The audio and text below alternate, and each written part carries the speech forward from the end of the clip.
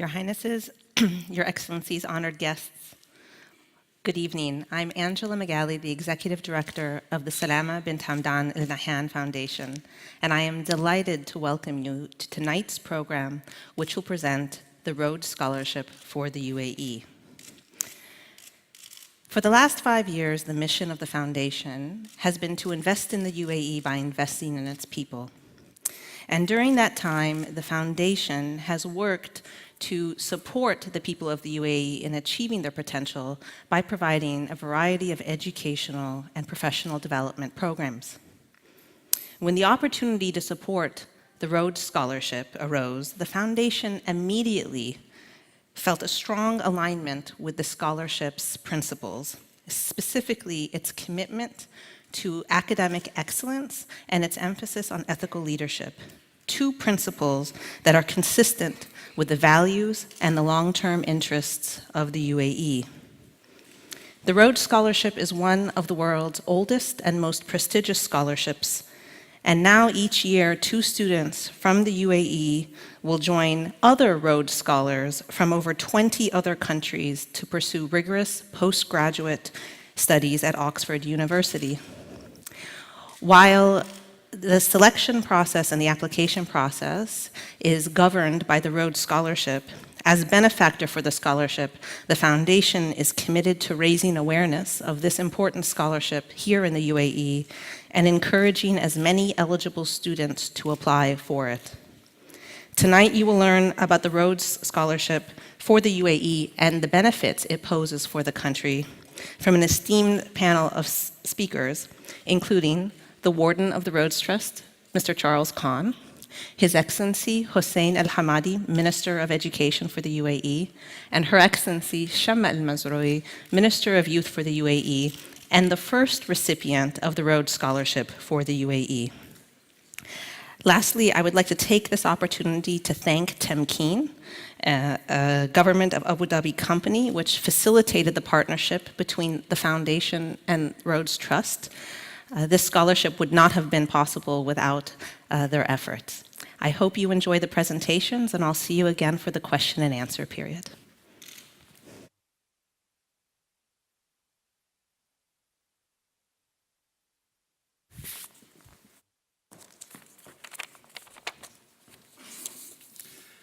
Assalamu alaikum, and thank you all for welcoming Camilla and me to your beautiful country.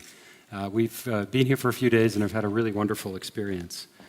You have a renowned culture of welcome, and we have felt that and seen that firsthand in our time here. And I guess I wanted to say first, thanks to Sheikha Salama, Sheikha Miriam, and the foundation and all of its staff for the terrific support that we've had for the scholarships in UAE.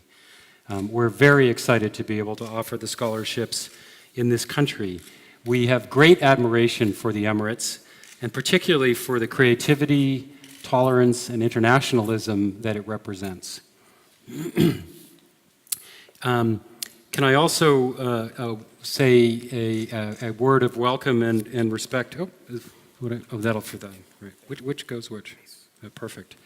To Zaki Nusabeh, who's here this evening, who's the chair of our committee, and to Christoph Avenarius, who's the national secretary for our committee, and the many selection panel members who are here also, because we really rely on you enormously to make the scholarship work. So thank you. It's my job to give a short introduction to the Rhodes Scholarships and the mission of the Rhodes Scholarships, so that it gives some input for the questions that we'll have later on. And I'll be relatively brief in doing that. I should start out by saying that the Rhodes Scholarship is not just a bursary to get a degree at the University of Oxford. The purpose of the scholarship is to identify and develop young leaders for the world's future. And if you think about it, the state of the world is characterized by persistent challenge, but also great opportunity. And the key to unlocking that opportunity is young, ethical, disciplined, and creative leaders. And the job of the Rhodes Scholarship for more than a century is to find these wonderful young people who can really make a difference. And that's what we do, and that's why we're so excited to be here in the Emirates. Many of you are familiar with Oxford University. It's the oldest English-speaking university in the world and has been teaching since 1096. I'm also very excited to say that we're now ranked the #1 university in the world. And for example, in our Faculty of Medicine, we've been ranked #1 for the last 6 years straight. It's a remarkable ancient institution and we hope makes a superb partner for the Rhodes Scholarships. This slide describes, in essence, what we do, and we like to think of it as a talent development engine. If you look at the upper left-hand part of that graphic, we're able to attract an enormous candidate pool of incredible people from all around the world. In fact, more than 12,000 people apply for the Rhodes Scholarships every year. Sometimes it's called the Nobel Prize for 22-year-olds. And that deep pool means that we're able to select from pretty remarkable talent. In the second quadrant, you see kind of the secret, and I was just giving credit to Zaki and to Christoph. The real secret of the Rhodes Scholarship is this incredibly intense selection process. And there's 65 committees in 45 countries around the world. More than 600 individuals invest something like 15,000 hours a year in selecting the very best talent. And anyone who's here who's been through that process, and I think there are 3 or 4 of you who've been through the process, knows just how intense it is, a process. But it doesn't stop there. If you look at the third quadrant, in Oxford, the scholars get not only any degree that Oxford gives, so the scholars stay from 2 to 4 years, about half do master's degrees, about half do PhD degrees, but they also get, as Angela referred to, an intensive character, service, and leadership development program. And that means 2 retreats, which focus on what is the nature of leadership in the modern context, what is ethical leadership compared to other forms of leadership, what are the philosophical foundations of why we serve others, what are the values trade-offs that real leaders face, and a number of other questions like that. And the scholars also have talks and skills workshops that encompass almost every night of the week in Rhodes House. So it's more than just a scholarship to Oxford, it's an intensive process of education. And then lastly, the scholars join the 5,000-strong alumni network of Rhodes Scholars. And they act as mentors and inspiration to the younger scholars. And I think many of you would know the kinds of people who've been Rhodes Scholars. They include people like Bill Clinton, the President of the United States, the current president in Australia, Malcolm Turnbull, but also leaders in medicine, such as Siddhartha Mukherjee, who's shown there, or Atul Gawande, leaders in almost every sphere you could imagine, justice, the academy, and many leaders in politics and international relations. These are the group that your young scholars from UAE join after their time in Oxford, and we hope that that builds an international cadre of people who care about making the world better. And in what Rhodes believed more than 100 years ago was educational ties make the strongest bonds. That was his statement. And we think it's true that the scholars studying together shoulder to shoulder build bonds that help advance almost every field of interest, and also, we hope, peace. This is kind of a funny slide, and I hope you'll forgive me. It's a little bit of a brag, but Rhodes Scholars, we've done a little bit, in fact, McKinsey and Company did this analysis for us, but Rhodes Scholars are 10 times more likely to become a head of state than a typical Harvard graduate, and 8 times more likely to win the Nobel Prize than a Harvard graduate. They're also 2 times more likely than a Marshall Scholarship winner to become a university president. So it's kind of a silly chart, but it gives you a little bit of a sense for the kinds of people that the Rhodes Scholars become. As I mentioned, selection is at the very core of what we do. And we select scholars not only based on remarkable academic achievement, which you would expect, but we select scholars who are based on 3 other criteria that are just as important. And all of the scholars who are with us tonight, and particularly Shama, are wonderful representatives of this, which is a demonstrated caring for other people. a deep-seated courage to help other people. They have a remarkable set of talents that are beyond academic talents, in dance, in art, in music, in debate. But most importantly, they have, and I'll use some 19th century language, moral force of character and the instinct to lead. These are young people who have the courage not only to think of big convictions about helping other people, but to act on those convictions of helping other people. And that's what really makes the difference. As I mentioned, the scholars have this terrific program that they undergo in Oxford, which helps deepen their abilities to make change in the world. And they also convene together with other global scholarship groups, so that includes Fulbright scholars, Marshall scholars, Chevening scholars, Churchills, and many other scholarship groups. They convene each year to talk about how they're going to work together to make the world a better place. And one of the ways you see that network of networks begin to have action is what they do in the world. And I've picked just one example. You're all familiar that we've seen recent outbreaks of the Ebola in Africa. And it was interesting, we just started looking at all the Rhodes scholars who were working together to help beat Ebola. And we found, I think that there are something like 14 scholars who are working in every aspect of fighting the disease. And that includes those who are working on vaccines to beat Ebola at the genetic level, those who are working on what first responder medical response looks like, those who are working to publicize knowledge of the disease, and those who are working in government and foundations to help end the disease. And it's just one example of how when these wonderful young people come together in the world, they help make change in the world. And I'll finish there just by saying how proud and excited we are to be able to bring the Rhodes Scholarships to the United Arab Emirates, and we think our scholars will be enormously enriched by the presence of your citizens. And we've already seen it with the wonderful scholars who've come in the last few years. So with that, I'll finish. Thank you.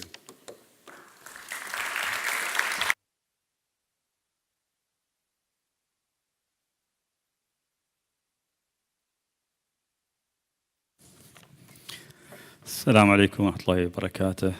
أصحاب السعادة، أصحاب المعالي، أصحاب السعادة، الحضور الكريم، إنه شرف لي أن أكون معكم اليوم في إطلاق مبادرة من مؤسسة الشيخ سلامة بنت حمدان في موضوع الرود سكولرشيب.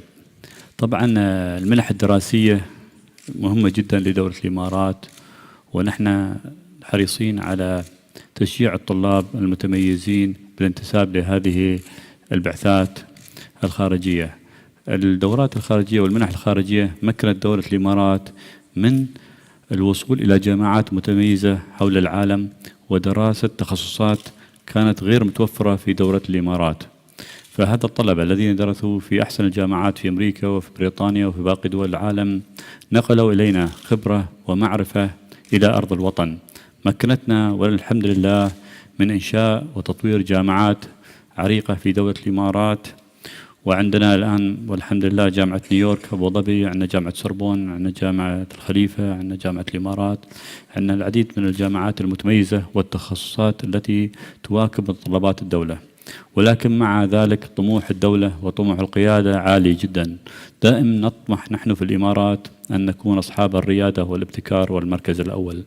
فوجود هذه المنحة في جامعة مرموقة رقم 1 في العالم، كلية طب متميزة في العالم، فهذا يجعلنا تحت ضغط كبير في تأهيل وإعداد خريجين يتمكنون إن شاء الله من الالتحاق في هذه المنحة في الوصول إلى جامعة مرموقة، ويكون أعضاء ومتعاونين مع 5000 شخصية نافذة في العالم نتبادل معهم الأفكار والآراء.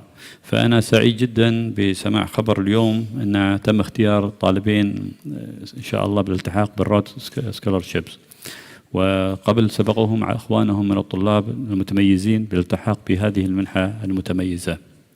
فدولة الإمارات في هذه السنوات الحديثة أطلقت مبادرات عديدة، وأطلقنا مبادرات واستراتيجية الابتكار لدولة الإمارات، ومحور التعليم محور أساسي في هذه المبادرة. فوجود هذه البعثة عبارة عن زهرة أخرى تضاف إلى الميادين الموجودة لدينا حتى نتمكن من الوصول إلى طموحاتنا العليا. كذلك المنح هذه الدراسية لها فائدتين أساسيتين. الفائدة الأولى نتمكن من تقييم قدرات ومؤهلات أبنائنا الذين يلتحقون بهذه البعثات وهذه المنح المتميزة، فيصير عندنا مقارنة بين أفضل طلاب العالم وطلاب الدولة يتنافسون معا ويدرسون معا، فتكون عائدة مفيدة لمؤسستنا كيف نستطيع أن نطور من قدرات وإمكانيات باقي الخريجين ليتمكنوا من الالتحاق بمثل هذه المنح المتميزة. وأنا طلبت من الإخوان أن نقعد نسوي ورقة يعني ورشة عمل وعصف ذهني كيف ممكن نزيد الأعداد، يعني كيف ممكن لو المنحة عدد 2 بس ممكن نزيد في الالتحاق بالجامعات المميزة، كيفية القبول لهذه الجامعات، كيف تتقدم الطالب وكيف نأهله في الثانوية العامة أنه يكون قادر بسهولة الحصول على القبول في أرقى 10 أو 20 جامعة في العالم. الفائدة الأخرى هي للطالب نفسه. الطالب عندما يحتك في هذه البيئة المتميزة ويتعامل مع أقرانه المتميزين حول العالم فإنه ينقل معارف وشبكة تواصل متميزة وينقل معرفة إلى دولة الإمارات تمكنه من إنشاء قاعدة أخرى. ونحن نفخر بوجود الأخت شمة معنا في هذا اليوم، وهي كانت من الأوائل الذين التحقوا بهذه البعثة وتميزوا فيها وطلعت على فكرة الأولى على الدفعة في هذه السنة. ففخر كبير لنا واعتزاز لنا أن دولة الإمارات أصبحت تواكب الدول المتطورة في مجالات عدة، وهذه المنحة إن شاء الله سيكون لها مردود كبير علينا في المستقبل القريب إن شاء الله. ونطمح أن تكون لدينا أعداد متزايدة إن شاء الله. وكذلك كنا نتكلم عن جامعة نيويورك اليوم، وأنا عندي طموح الحين وتشالنج أتوقعها أن كيف نزيد حتى نسبة الطلاب في الالتحاق بهذه الجامعات المتميزة الموجودة على أرض الوطن. في الختام أتوجه بالشكر الجزيل إلى مؤسسة الشيخ سلام بن حمدان على هذه المبادرة المتميزة التي سوف تمكننا إن شاء الله من مواكبة الركب والتفوق إن شاء الله في مجالات عدة. وأوصي أبنائي الفائزين بهذه المنحة بأنكم إخواني وأخواتي سفراء دولة الإمارات، فنريد منكم التميز وتكونون سفراء متميزين وتستفيدون من إخوانكم وقرانكم في هذه البعثة وتعودون إلى الوطن إن شاء الله. فالوطن محتاج لكم لتطوير الوطن والإعداد أجيال متقدمة إن شاء الله قادرة على تحقيق رؤية القيادة الرشيدة وخلق اقتصاد معرفي مستدام في دولة الإمارات يكون قريبا بديلا لاقتصاد النفط. والسلام عليكم ورحمة الله تعالى وبركاته.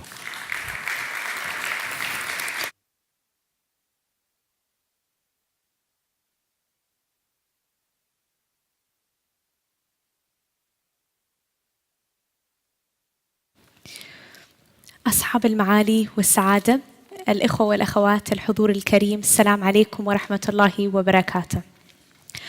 أولاً شكراً لسمو الشيخ سلامة بن حمدان آل نهيان على هذه المبادرة الرائعة، وشكراً لمجلس الأمناء، وشكراً أيضاً لمنحة الرودز. شكراً اليوم على فرصة عظيمة لشباب الإمارات. شكراً اليوم لأيام قادمة وسنين ستمتلئ بإذن الله بإنجازات شباب الإمارات.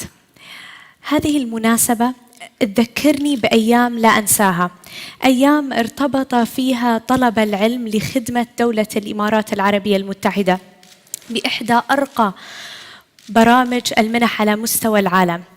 أيام عرفت فيها جيداً سبب حرص أبونا الشيخ زايد الله يرحمه على التعليم وحرصه على الاستثمار في أفضل تعليم. التعليم اليوم هو أكثر ما تحتاجه منطقتنا، فالتعليم بداية كل سلام، والتعليم بداية كل ازدهار، وأفضل بداية وأساس لصناعة المستقبل. لا حياة تخلو من تحديات، ولا تحديات يحال تجاوزها بتعليم وبإرادة. الدار أمانة، ومستقبل دولة الإمارات العربية المتحدة أمانة بيد شبابها، وخير سلاح لكل شاب وشابة وتعليم يرفع من كفاءتنا وتقدمنا. سامحوني بس حابة أستغل فرصة وجود وتواجد إخوتنا من منحة الرودز وأن أتحدث باللغة الإنجليزية. المعذرة وشكرا.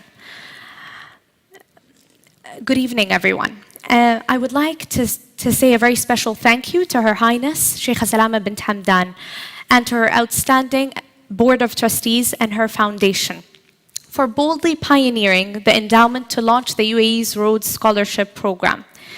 I'd like to take a few moments tonight to share with you why I believe that this evening carries such great and historic significance. Service is at the heart of our values in the United Arab Emirates. And this brilliant partnership of Her Highness's endowment and the Rhodes Trust intersects with the founding vision and pillars of our country. When we go back, our founding father, Sheikh Zayed bin Sultan, may he rest in peace, has always believed and has always said that the real prosperity of our state is in its youth, and that the greatest investment is building educated generations of educated men and women. And it is by Her Highness Sheikha Salama's generosity and commitment and vision that we can today inspire the next generation of young leaders who will live for something bigger and better than themselves. This investment will empower global education that will be a bedrock to the future of the United Arab Emirates. And what is more beautiful than investing in people? What is more powerful than maximizing opportunity to actualize people's character and their potential? And what's more catalytic than leaders like Her Highness, who today plant seeds that produce tomorrow's fruits? Today, in the UAE, we are investing in youth across every field of work to be the best economists, to be the best nuclear engineers, biologists, writers, policymakers, and the list goes on and on. And tonight, we're taking the first step in creating a community of Rhodes scholars in the UAE who will give back throughout the fields they pursue. And scholars who will have two things in common, well, at least two things. One, a platform that the United Arab Emirates has created for them to excel. And two, a commitment that they will use their gifts and their talents to serve others and serve the community and serve the United Arab Emirates. I'll tell you a bit about my Rhodes journey. My own Rhodes journey changed my whole life. Recently, when I heard about this event and this partnership, I was going through my photos of my time at Oxford, and I saw a series of lessons, and I internalized it. It's lessons that appeared now much more clear in hindsight. It's at Oxford where I learned three guiding lights to my life's work and my life. One, how to learn as much as I can from others, and how to turn challenges into opportunities, and how that the true heart of service is learning. Oxford is a place of breakthroughs, new ideas, people who pursue excellence in everything they do. It's a melting pot of the world's greatest minds who pursue great deeds and character alike. For me, Oxford was an honest haven. It was an incubator designed to take me out of the world for 1 year and incubate me in every way before returning me back to the world, different from when I had entered, to share and to serve. I was in the public policy program, a rigorous track of scholars largely experienced in public policy. And you may think policy was my original interest, but I came from the world of finance and economics at NYU Abu Dhabi. I was fascinated by what creates value, fascinated by trading cash and derivative securities, and how markets and businesses operate their work. So in public policy at Oxford, I entered on ground level. And what did I do? I had to learn as much as I can from others, understand through curiosity, read like I was breathing, record and review my lecture notes every single night, ask 1,000 more questions than I had answers to. The library was my home, and books were my free time. Every day, the steep learning curve was my climb. And on this remarkable climb, my mind, my character, My foundation about public service grew strong and sprouted strong roots. I was the only Emirati in the class of Rhodes Scholars, and maybe I think the only students in my class who was wearing a headscarf. It was an opportunity for my scholars, the Rhodes Scholars and my peers to learn from me what it means to be an Arab, a Muslim Emirati female, and see the true tenets of Islam, from faith, unity, charity, peace. And it was also my opportunity to showcase our Emirati traditions, exhibit Emirati values of tolerance, generosity, and kindness that we learned from our founding fathers. I really believe that the Rhodes experience is designed to give every scholar this specific lesson, that learning is the heart of public service, and that our work is all about service to others and serving others. What's beautiful about that Rhodes Scholarship community and the Rhodes Scholars is that we're young people who are curious, who are driven. We all want to be the best doctors, the best engineers, the best CEOs, the best traders on Wall Street, the best teachers. But why do we do that ultimately? Yes, we're achievers, and we want the best resumes and strong CVs, and achievement feels so good and it's honorable. And we want to go to the best grad schools and work in the best fields with the most talented people. But when I go back and ask myself, why do these professions exist? Is it to provide us an upward ladder? But no, that's not the right answer. It's to provide us a platform for service outward. Service and giving constantly. And if you think about it, if you're a patient, you need your doctor to serve you, not rely on his credentials. If you're a customer, you want the company to meet your needs, not their bottom line. It's at Oxford. Oxford is the most remarkable platform for a UAE Rhodes Scholar to learn how best to serve and to give, both in skill and in spirit. And the Sheikha Salama bint Hamdan Foundation is starting a giving domino effect, where bright young leaders will be propelled further in giving, and they'll be preparing for a lifelong commitment for service to the world. I'm here before you tonight as a humble recipient of the Rhodes investment. And as a public servant, I'm so excited that I will have more scholar sisters and brothers undergoing such a powerful journey of discovery. Her Highness's investment is a beautiful legacy to grow a community with a commitment that we will use our gifts and our platforms forever to serve others and to serve the United Arab Emirates. I want to thank you all for an education partnership that will generate exponential returns. And thank you for believing in the youth of the United Arab Emirates. I'm eternally grateful. Thank you very much.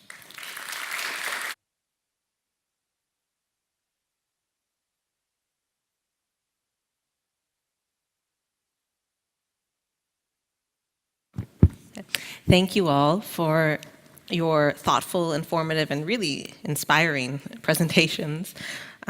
We'll now have a short question and answer session. Our esteemed speakers on the stage are really experts in many areas and can talk about many things.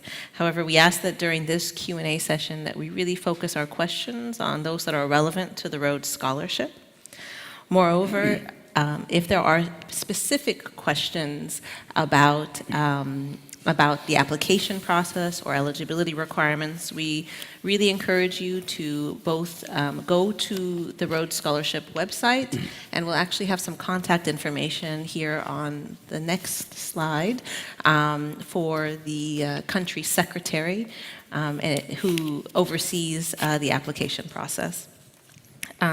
We'd like to prioritize questions from the media. We have a diverse audience, members of the media, university administrators, students, and recent grads, but we'd like to prioritize first questions from the media and then the rest of the audience. Does anyone have any questions? While people think through their questions, I actually have some questions. Tawfiq, I'll ask my question first. Your Excellency, Charles, thank you again for being with us today. As I said, we have a diverse audience, and there are many university administrators and faculty members in the audience. And one of the questions that I wanted to ask you is what role do university administrators play in the success of the Rhodes Scholarship here in the UAE? And if you wanted them to take away something tonight, what would you want them to take away? I'll ask you to take the floor. Okay. They play a really critical role because they're the people who get the first chance to identify these young people when they're right at the beginnings of their university experience. And they can encourage them to direct their university time in pursuit not just of knowledge for themselves, but also of service. And that's the kind of thing that we look for at the Rhodes Trust when we do our selection. They're the critical first line at identifying and maybe tapping on the shoulder that really talented young person to say, you should apply for this scholarship or the many other scholarships that your foundation supports. So I think they play a critical role. From my side, I think this is like a new journey we are getting in. And I think it's a must for us to really get to know how to train and prepare and qualify a student to apply to the scholarship.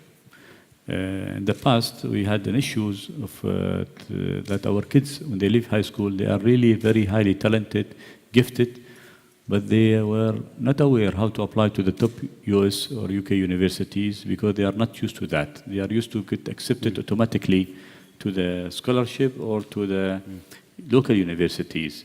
But we have learned the hard way that we have to prepare them through high school by intensive training, preparation, and they get to know the process. And even we learned that they have to sit into some of them to SAT exams, some of them the AP exams, our A-level exams to be able to guarantee them seat in the top 30 or 50 Natch University. Here we have a new, I think, issue.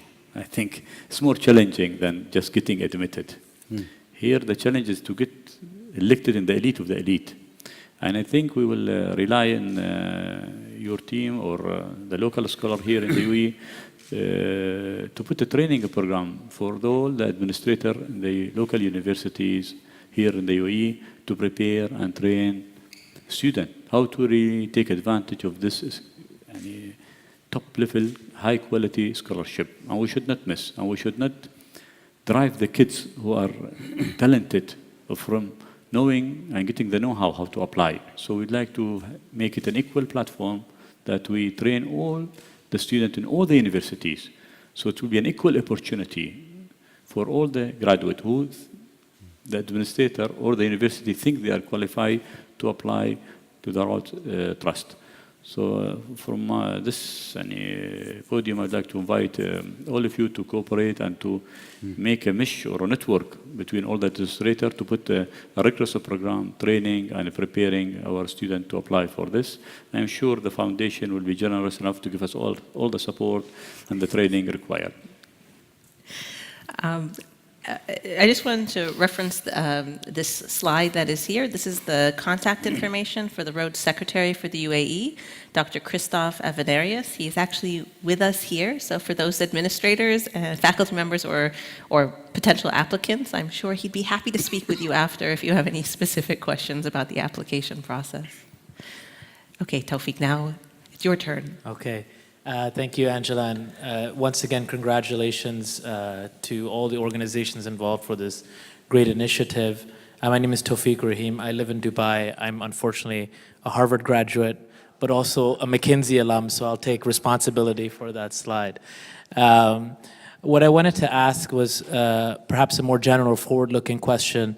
How do you see the importance of this partnership at the moment we are today in the world, and from a position of what's happening also in the region and the leadership that we need, and how do you see this partnership playing a role there? Okay. As I stated in my brief speech, that in the UAE, the leadership is all the time, they are pushing the limit and the bar. And His Highness, the Prime Minister, Sheikh Mohammed bin Rashid, all the time asking us to really innovate in a way that we can make the people of the UAE and the people living in the UAE happier, have better life enjoyment, and to make everything very simpler and easier. Okay, and to do that, you need really highly qualified, skilled local and expat who are in the UAE to help us in this road. And having this kind of trust, and having two UAE going to this top quality scholarship will enable us to grow a new group of people, really who have exposure to an international diverse network of a scholar that they have studied with and lived for a 2 years, I think, program. 3 to 4, huh? Okay. So after coming back to the UAE, as Her Excellency Shamma stated, you really have a network that you can access and work with to solve problems. And they become like a team of consultants or top expert advising us in certain areas. The other thing also, it will elevate and upscale the quality of all the universities, because people will be competing and winning scholarship like this. So this will encourage the university to add programs like a leadership, character building programs to enable them to win, because it's a university will be bragging about how many students they have made it to the scholarship. Like my friend from New York, he was bragging that he has 8 students already now in the scholarship. So that will be a challenge now that they are far ahead in the race. But I am sure and fully confident that other local university, they have students who are capable to enter into this kind of scholarship and get the opportunity to study in the best of the best university in the world. And as Her Excellency Shamma said also, just living in Oxford and engaging in daily life in Oxford is also another educational opportunity, that you can get. And we as a Ministry of Education, we have a plan that we would like to encourage the number of students who are going to the elite university, not because they are elite, but because the environment there and the networking and the exchange and the access to research that you have in this university, you cannot get it somewhere else. So that's why we have very intensive program here in the UAE, starting from grade 6, by the way, to train and develop around 2,000 kids per year in different systems to enable them to be able to apply to the top 20 or top 30 universities around the globe and get admitted. We don't want 10 or 20. No. Our mission is bigger than that. And then we are growing our local universities, and we are doing partnerships. And Oxford is the top of the league, And unfortunately, I'm not sure. معالي أحمد, عندنا طلاب في Oxford نحن؟ عندنا؟ we have. Okay, good. We have some students now at Oxford already. So that's it. Charles, I was wondering if you had any thoughts. I know that the UAE is the first Gulf country to be a Rhodes country, and that there is then been further expansion within this region, and then also other areas that have not historically been Rhodes countries. I was just curious if you could talk a little bit about the expansion of Rhodes Scholarship at this time, at this, Sure. Well, talented young people who could make a contribution to fighting the world's fights could come from anywhere. And when historically we have an allocation of scholarships mostly to the old Commonwealth, plus the United States and Germany. And we recognize that that's not good enough. As we thought about expanding, we wanted to be in the countries that really stood to make the biggest difference. And as a outward-looking, positive, tolerant, and international voice in this part of the world, it was clear that UAE had to be the first stop. I'm very excited to say we've also been able to launch in Syria, Jordan, Lebanon, and Palestine, and hope to be able to launch soon in Egypt. But this was clearly the first place for us as we began expansion in this critically important region. And from the Foundation's perspective, I think what really spoke to us was that this wasn't just another scholarship, but this focus on ethical leadership, and really ethical leadership being a very important value here in the UAE, and in how the UAE engages both within itself and then also externally. Those values kind of being at the core of things, I think is really it was kindred spirits in that sense. Since we're talking about that, Charles, I was wondering, one of the questions when the foundation was first approached was this opportunity, which is, how is this different than just funding someone going to Oxford? Yeah. I know you talked a little bit about it, but there are other scholarships that enable Emiratis to go study at Oxford. So why would someone choose this scholarship versus another scholarship? Yeah, and Emiratis have many opportunities, which is terrific. But I think the core difference is the Rhodes Scholarship gives you access to this remarkable character, service, and leadership development program, which takes place over a 2-year time frame, which includes skills workshops in areas like public speaking, critical problem solving, and even how to do startup social organizations, in addition to your regular course of study. As you said, at its very core is a program about ethical leadership, not just effective leadership, but ethical leadership. And we think the scholars come away not only with 1 or 2 degrees from one of the world's best universities, but also this deep-seated commitment to make change for the better in the world, not just for their own benefit. There are lots of great universities, but that kind of in-depth training on how to make positive change in the world, we think is a distinguishing characteristic. And Shama said it, His Excellency said it as well, which is these values are very congruent with the values in UAE and the values of your founder. And I think it's a great example of how visionary leadership really does make a difference. One man, one woman can make a difference in the course of history. And we're making a bet on these young people that they'll be future leaders like your founder. Thank you. Yes.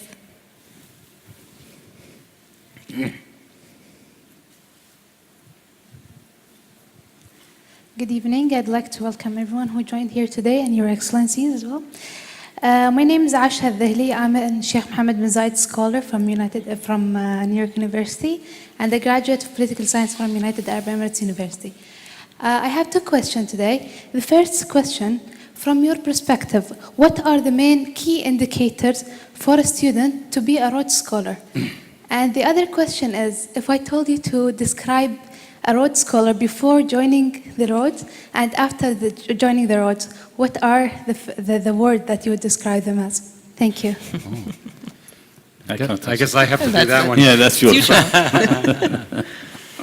Look, on the website you can see the formal characteristics that we look for, and I put them up on the screen. We look for people with remarkable academic talent.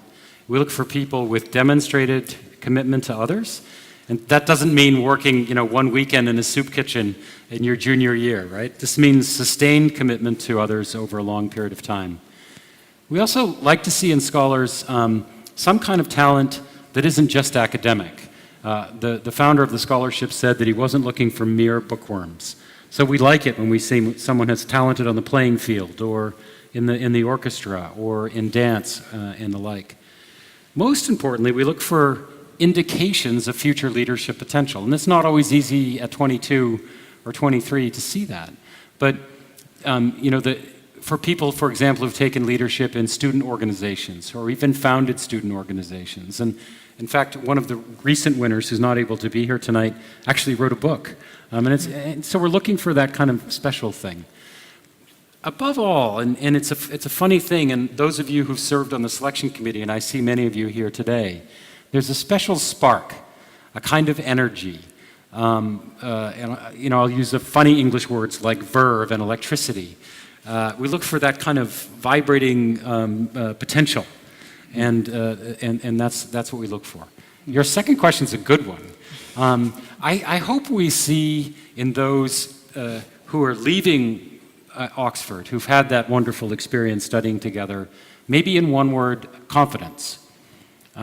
They came in as courageous young people, and I hope when they leave, they have the confidence. And I think we saw it here this evening with Shama. I mean, she's a young woman. To be able to stand up in front of a group like that and give a better address than anybody, I think is really remarkable. And that's what we hope for.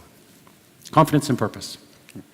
Well, I'd like to thank our speakers today for really just shedding light on the scholarship. And I would really encourage for those students or potential applicants and university administrators to, I hope that you take away the information and really encourage the stars that we all know exist here to apply. Thank you very much. Thank you. Thank you so much. Thank you.